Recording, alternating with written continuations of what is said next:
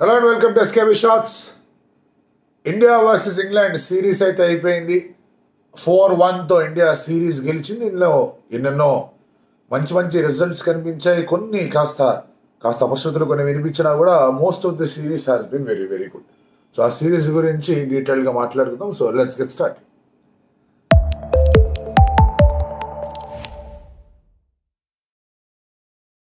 ఈ ఒక్క series start అయ్యే ముందు అందరి నోట కూడా ఒకటే మాట, బాల్ ఇండియాలో వర్కౌట్ అవుతుందా అని.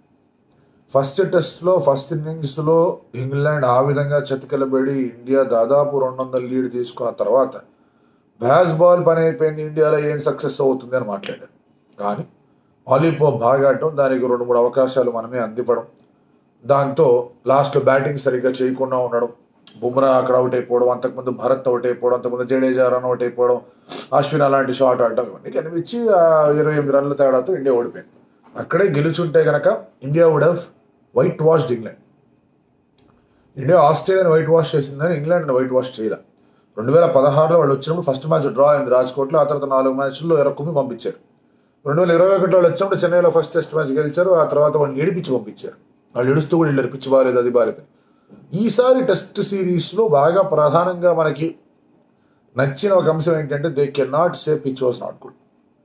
ఎందుకంటే అక్కడ ఒలిపోప్ ఫస్ట్ మ్యాచ్లో బాగా కొట్టాడు, బెన్ డకెట్ థర్డ్ మ్యాచ్లో బాగా కొట్టాడు, జో రూట్ ఫోర్త్ మ్యాచ్లో బాగా కొట్టాడు, లాస్ట్ మ్యాచ్లోనూ బాగా కొట్టాడు. They were not able to capitalise on things.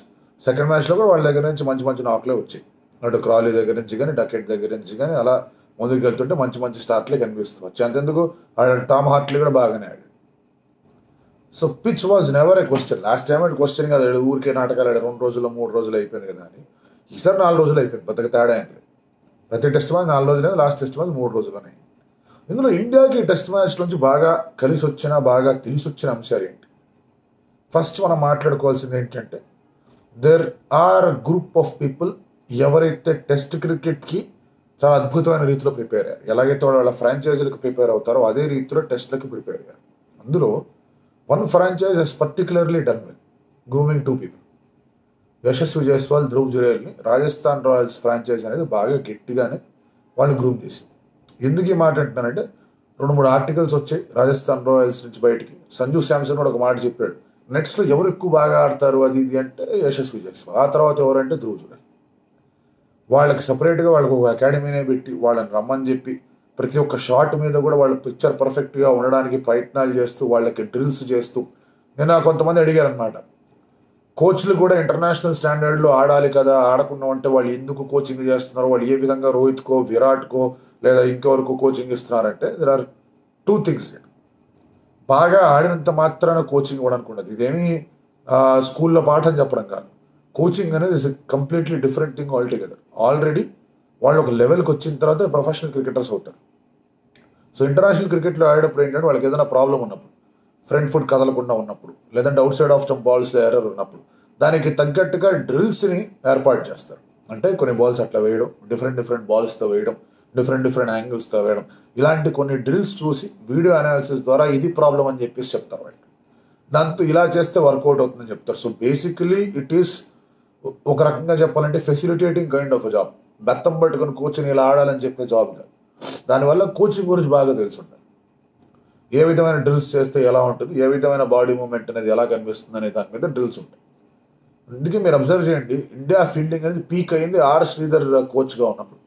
ఆయన ఇంటర్నేషనల్ క్రికెట్ ఆడలేదు, అయినా కూడా ఎందుకు పీక్ అయింది? బికాజ్ హీ న్యూ ఎవరెవరితో ఎటువంటి డ్రిల్స్ చేస్తే వర్కౌట్ అవుతుంది. అండ్ ఆయన అందించిన greatest contributions Rishabh Pant development as keeper. Slip క్యాచ్లు అవి పక్కన పెడితే రిషబ్ పంత్ కీపర్గా డెవలప్ అయింది ఆయన ద్వారా. సో ఆయన ఇంటర్నేషనల్ క్రికెట్ ఆడలేదు, అది చూసుకోవాల్సిన అంశం. అలాంటివి చాలానే కనిపిస్తూ వచ్చాయి. అంతేందుకు జాన్ రేట్ కోచ్గా ఉన్నప్పుడు అతను ఏం పెద్దగా ఇంటర్నేషనల్ క్రికెట్ ఆడలేదు. బట్ ఇండియా దారుణమైన స్థితి నుంచి మళ్ళీ ఇండియా క్రికెట్ మీద నమ్మకం కలిగించేది మాత్రం జాన్ రేట్. అది మనం ఆలోచించుకోవాలి. సో ఈ పరిస్థితిలో ఇక్కడ అలాంటి ఒక యాజమాన్యంగా కూడా వాళ్ళ మీద వర్క్ చేయడం, జైస్వాల్ అంత బాగా ఆడడం, మ్యాన్ ఆఫ్ ది సిరీస్, ఒక మ్యాన్ ఆఫ్ ది మ్యాచ్ కూడా రాలేదు కానీ ప్లేయర్ ఆఫ్ ది సిరీస్ తీసుకుని పోయాడు జైస్వాల్. ఆ తర్వాత జురేల్ క్లిష్టమైన పరిస్థితిలో 3 innings ఆడాడు. థర్డ్ టెస్ట్ మ్యాచ్లో ఇన్నింగ్స్ ఆడాడు, 4th టెస్ట్ మ్యాచ్లో ఇంకంతా అయిపోయింది అనుకున్న టైంలో అతను ఆడాడు. ఆ తర్వాత మళ్ళీ ఫోర్త్ టెస్ట్ మ్యాచ్ సెకండ్ ఇన్నింగ్స్లో కూడా వికెట్ పడిపోతుంటే ఏంటబ్బా పరిస్థితి అంటే అతనే ఆడాడు. లాస్ట్ టెస్ట్ మ్యాచ్లో అతను అవుట్ అయిపోయేది పక్కన పెట్టండి, బట్ హీ డన్ వెల్. ఇంకోటి కీపర్గా కూడా హీ డన్ వెల్. ఇప్పుడు రిషబ్ పంత్ కీపర్గా వచ్చినప్పుడు ఒక వర్క్ ఇన్ ప్రోగ్రెస్గా వచ్చాడు, కీపర్గా ఇంప్రూవ్ అవ్వాలి. ధ్రువ్ జురేల్ ఇప్పుడున్న పరిస్థితిలో చూసుకుంటే Rishabh Pant debut or starting మ్యాచ్లు చూసుకుంటే కనుక ఆ లెవెల్ ఆఫ్ కీపింగ్ ఈ level of keeping Dhruv Jurel కొంచెం ఎక్కువగానే ఉన్నాడు. But Rishabh Pant bring something else to the table. దానివల్ల ఏంటంటే ధ్రువ్ జురేల్ టెస్ట్ మ్యాచ్ బ్యాటింగ్కి సరిపోతాడనే క్వశ్చన్స్ వచ్చాయి. డెఫినెట్గా ఫిట్ అయ్యాడు. ఒకవేళ రిషబ్ పంత్ వెనక్కి వచ్చేసిన you can play Jurel and Rishabh Pant in the team 11, ఎందుకంటే ఆ ఒక స్పేస్ అనేది ఉంది, ఆ ఒక అడ్వాంటేజ్ అనేది కనిపిస్తుంది.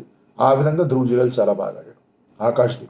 ఆకాష్దీప్ మీద కూడా ఆర్సీబీ ఫ్రాంచైజ్ చాలా గట్టిగానే పనిచేసింది, హెల్ప్ చేసింది అండ్ అతను ఒక బౌలర్గా తీర్చిదిద్ది. అఫ్కోర్స్ మీరు బెంగాల్ రంజీ ట్రోఫీకి ఆడిన చాలామంది అద్భుతమైన రీతిలో రాణించారు. మీకు అశోక్ దిండా పేరు చెప్తే అతనేం చేశాడని చెప్పేసి ఆలోచనలు వస్తాయి, కానీ ఒకసారి డొమెస్టిక్ క్రికెట్లో అతని రికార్డులు చూడండి. అరే ఇంటర్నేషనల్ క్రికెట్లో అతను గచ్చి రాలేదు, కలిసి రాలేదు, ఏదో కొంచెం ప్రెషర్లో వెళ్ళిపోయాడు అనుకుంటారు, కానీ డొమెస్టిక్ క్రికెట్లో he's been a legend. Shami of course అక్కడి నుంచి వచ్చి ఇంటర్నేషనల్ క్రికెట్ ఏం చేశాడో చూసి. ఈ మహిళల్లో చూసుకుంటే జులన్ గోస్వామి అక్కడి నుంచి వచ్చింది, ఆవిడ ఏం చేసిందో అందరికీ తెలుసు. ఆవిడ సాధించిన ఘనత ఎవరూ సాధించలేకపోయారు. సో అక్కడి నుంచి definitely there is a tradition of fast bowlers, but అతని మీద బాగా వర్క్ చేసి అతన్ని అన్ని విధాలుగా కూడా పేస్ మీద కానివ్వండి, బ్యాటింగ్ మీద కానివ్వండి వర్క్ చేసిన దాంట్లో ఆర్సీబీ కూడా కంప్లీట్ క్రెడిట్ ఇవ్వాలి. సో ఏ ఫ్రాంచైజీలు అయితే టెస్ట్ క్రికెట్కి ఒక రకంగా దూరం చేస్తాయి ప్లేయర్లు అనుకున్నారో ఆ ఫ్రాంచైజీ టెస్ట్ క్రికెట్ ఆడేందుకు కూడా పనిచేయడం అనేది గ్రహించాల్సిన అంశం. First point. తర్వాత ఇలాంటి మూడు ప్లేయర్లు వచ్చారు. Sarfaraz Khan is a complete product of domestic cricket. ఎస్ ఆర్సీబీకి వెళ్ళాడు, అదే ఇతర దానికి దీనికి వెళ్ళాడు, ఇప్పుడు ఎక్కడ ఫ్రాంచైజీ లేదు పక్కన పెట్టండి. బట్ డొమెస్టిక్ క్రికెట్లో హెస్ టాయిల్డ్ హార్డ్. ఎన్నెన్నో ఇన్నింగ్స్లు ఆడాడు, ఎన్నెన్నో రన్లు కొట్టాడు.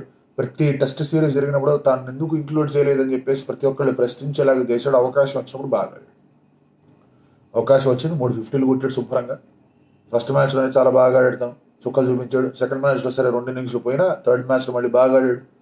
రిస్క్ తీసుకుంటాడు, అవుట్ అయ్యే ప్రమాదం ప్రతి బాల్లోనూ ఉంటుంది, but that's how he plays. స్పిన్ని చాలా బాగా ఆడతాడు. ఒక మిడిల్ ఆర్డర్ బ్యాటర్ స్పిన్ ఆడడం, అంత ఈస్తో ఆడడం, అంత కాన్ఫిడెంట్గా ఆడడం అనేది కనిపించింది, అది మెచ్చుకోదగ్గ అంశం. సో ఇలా మీరు అబ్జర్వ్ చేసుకుంటే ఆకాష్దీప్ అఫ్కోర్స్ 1 మ్యాచ్ ఆడినా ఆ పొటెన్షియల్ అతను చూపించింది అంతా ఇంత కాదు. అండ్ కుల్దీప్ యాదవ్ గురించి ఆల్రెడీ మనం నేను మాట్లాడుకున్నాం, సో డీటెయిల్డ్గా మళ్ళీ చెప్పుకోవాల్సిన అవసరం లేదు. So basically you're looking at a transition phase in Indian cricket test మ్యాచ్లో కూడా. ఆ ట్రాన్సిషన్ ఫేజ్ అనేది ఎందుకు అంటున్నాం అంటే మీకు మిడిల్ ఆర్డర్లో కాస్త ఎంటీ స్పేసెస్ కనిపిస్తూ ఉన్నాయి. Pujara is gone, Rahane is gone. So వాళ్ళ ప్లేస్ని భర్తీ చేయాలి. వాళ్ళు మళ్ళీ టీంలోకి వస్తారా అనేది మాత్రం కనిపించట్లేదు. దానికి కారణం ఏంటి అంటే ఈ సిరీస్లో ఇండియా కనుక మళ్ళీ వాళ్ళ వైపు వెళ్ళి మళ్ళీ మీరు రావాలి అని చెప్పుకుంటే things would have been different. అలా కాకుండా ఉన్న వాళ్ళతోనే ముందుకెళ్ళేది.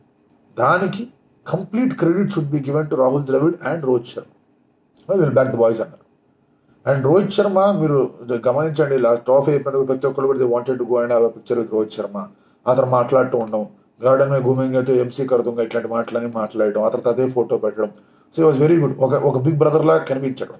Same with Rahul Dravid. దేవదత్ పడికల్ తన మొదటి టెస్ట్ మ్యాచ్ ఆడినప్పుడు బాగా ఆ ఇన్నింగ్స్ బాగా రాహుల్ ద్రవిడ్ గురించి ఏం చెప్పాడు చూడండి, అశ్విన్ ఏం చెప్పాడు చూడండి. సో ఒక మంచి అట్మాస్ఫియర్ క్రియేట్ చేశారు. సో ఎప్పుడైనా కూడా ట్రాన్సిషన్ సరిగ్గా జరగకపోతే ఆ ట్రాన్సిషన్ ఫేజ్లో మన ఓడిపోయిన సందర్భాలు చాలా చూసాం. 2000 స్టార్టింగ్స్లో అదే, 2011 నుంచి 14 దాకా కాస్త కష్టపడ్డారు. సో అలాంటివి కాకుండా మెల్లగా ట్రాన్సిషన్ అనేది జరుగుతుంది. అండ్ ఇందాక నేను అన్నట్టుగానే మీకు జింక్స్ అండ్ పుజారా వెళ్ళిపోయారు. And there will come a time will Rohit and Virat will not be there. అది ఇమీడియట్గా అవుద్దా, 2-3 ఏళ్ల తర్వాత అవుద్దా అనేది లెక్క వేరు. బట్ అంతకన్నా ముందు you should have solid batters ready. ఇప్పుడు కూడా విరాట్ ఈ టెస్ట్ మ్యాచ్లో లేడు. విరాట్ మిడిల్ ఆర్డర్లో లేకుండా కూడా ఇంత బాగా ఆడగలిగారు, మంచి రన్లు సాధించగలిగారు. సో అలాంటి పరిస్థితుల్లో విరాట్ వస్తే ఇంకా కొంచెం బలోపేతం అవుతుంది. బట్ ఆ బలోపేతమైన మిడిల్ ఆర్డర్ ఎప్పటిదాకా ఉంటుంది? విరాట్ బలం వెనకాల, రోహిత్ బలం వెనకాల ఉండడం కరెక్ట్ కాదు. సో అటువంటి విషయంలో ఇంకా కొంతమంది రావాలి. Yes KL Rahul has done well. Middle ఆర్డర్లో తను ఆడిన ఇన్నింగ్స్ తక్కువ. మిడిల్ ఆర్డర్లో తను కేవలం 5 ఇన్నింగ్లు ఆడాడు, 6 ఇన్నింగ్స్ ఆడాడు. పూర్తి స్థాయి మిడిల్ ఆర్డర్ బెటర్గా 6 ఇన్నింగ్లు ఆడాడు. సరే అప్పుడెప్పుడో ఆస్ట్రేలియాలో ఆడాడు, అది లెక్క తీసుకుని ఆడాడు, అందులో బాగానే రాణించాడు. అతను వచ్చిన తర్వాత కూడా కొంచెం బెటర్ సిచ్యువేషన్స్ ఉంటాయి అనుకోవచ్చు. But he has his own problems. Injury prone అవుతూ ఉండడం, ఇలాంటి ఇబ్బందులు రావడం అలాంటివన్నీ కనిపిస్తూ ఉన్నాయి.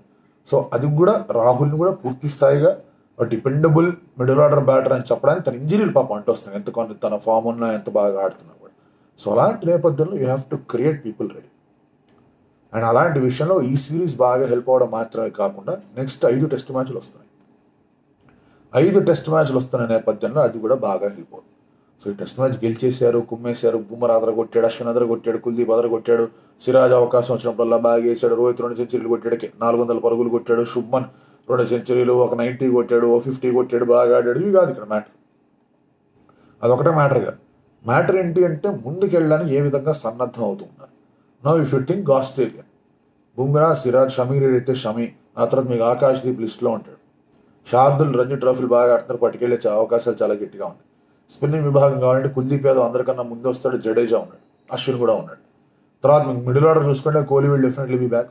రోహిత్ శర్మ, యశస్వి జైస్వాల్, శుభ్మన్ గిల్, విరాట్ కోహ్లీ టాప్ 4 ఖాయం అవుతుంది, రైట్. అదే మీకు కీపర్ ఎవరు అనే ఆప్షన్స్ కనిపిస్తాయి. రిషబ్ పంత్ ఉన్నాడు, ధ్రువ్ జురేల్ ఉన్నాడు, ఇద్దరిలో ఒకరిని కీపర్గా పెట్టుకుంటారు. ఆ తర్వాత ఇంకొక స్పాట్ ఉంది, అక్కడ ధ్రువ్ జురేల్ ఆడచ్చు, దేవదత్ పడికల్ ఆడచ్చు, సర్ఫరాజ్ ఆడచ్చు, కేఎల్ రాహుల్ ఆడచ్చు, ఎవరన్నా ఆడచ్చు. 7th నెంబర్ స్పాట్ కూడా కనిపిస్తుంది. ఒకవేళ జడేజా, కుల్దీప్ అండ్ 2 ఫాస్ట్ బౌలర్స్తో వెళ్ళారనుకోండి, then definitely there is another spot. But ఆ స్పాట్ పూర్తి బ్యాట్స్మెన్గా తీసుకుంటాడు, ఏదైనా చూడాలి. 5 బౌలర్స్తో వెళ్తారా, 4 బౌలర్స్తో వెళ్తారా అనేది ఒక క్వశ్చన్ మార్క్గా కనిపిస్తుంది. ఒకవేళ 5 బౌలర్స్తో వెళ్ళారంటే కనుక 3 ఫాస్ట్ బౌలర్, 2 స్పిన్నర్లతో వెళ్తారు. So that is a challenge.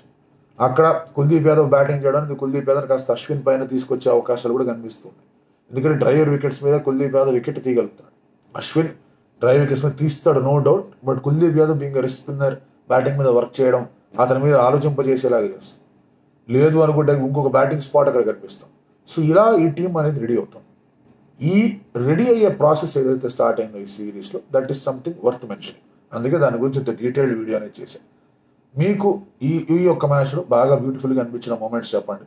Sarfaraz jump అని నేను కొంతమంది కమెంట్ చేశారు, రోహిత్ శర్మ వేసే కమెంట్లు కొంతమంది అన్నారు. బుమ్రా బెన్ స్టోక్స్ని అవుట్ చేసిన Ben Stokes bat drop moment ఒకటి ఉంది, అది బాగా అనిపించింది, అది కొంతమంది దాని గురించి మెన్షన్ చేశారు. ఆ తర్వాత మీరు ధ్రువ్ జురేల్ బాగా ఆడిన ఇన్నింగ్స్ గురించి మెన్షన్ చేశారు. దెన్ ఆఫ్ కోర్స్ అశ్విన్ అక్కడ వికెట్ తీయడం, బెన్ స్టోక్స్ వికెటే కాదు. ఆ తర్వాత మీకు కుల్దీప్ యాదవ్ అద్భుతమైన రీతిలో బౌలింగ్ వేసి బేర్స్టోన్ అవుట్ చేసిన విధానం, ఇవన్నీ చాలా ఉన్నాయి. చాలా డిఫరెంట్ మూమెంట్స్ అన్ని కూడా కలిసి ఉన్నాయి. యశస్వి జైస్వాల్ 200 కొట్టినంత గట్టిగా జంప్ కొట్టాడు. ఆ జంప్ కొట్టే పరిస్థితుల్లో కాస్త ఏదో పట్టుకుపోయింది, మళ్ళీ రిటైర్ అయ్యి మళ్ళీ వచ్చి ఆడాడు. అన్నీ కనిపిస్తూ ఉన్నాయి. కొన్ని ఫన్నీ మూమెంట్స్ జరిగి, కొన్ని మంచి మూమెంట్లు జరిగాయి, అవి కూడా కాపీ చేయండి. కాసేపట్లో వాలీబాల్ మ్యాచ్ స్టార్ట్ అవుతుంది సోనీ 10-4లో. Joy Bhattacharya, CEO of prime volleyball, దాని గురించి కూడా మాట్లాడాను, ఇంటర్వ్యూ ఉంది, చూడండి. లింక్ కావాలంటే కమెంట్లో పెడతాను. వాలీబాల్ చూడండి, వాలీబాల్ ఎంజాయ్ చేయండి. Till then.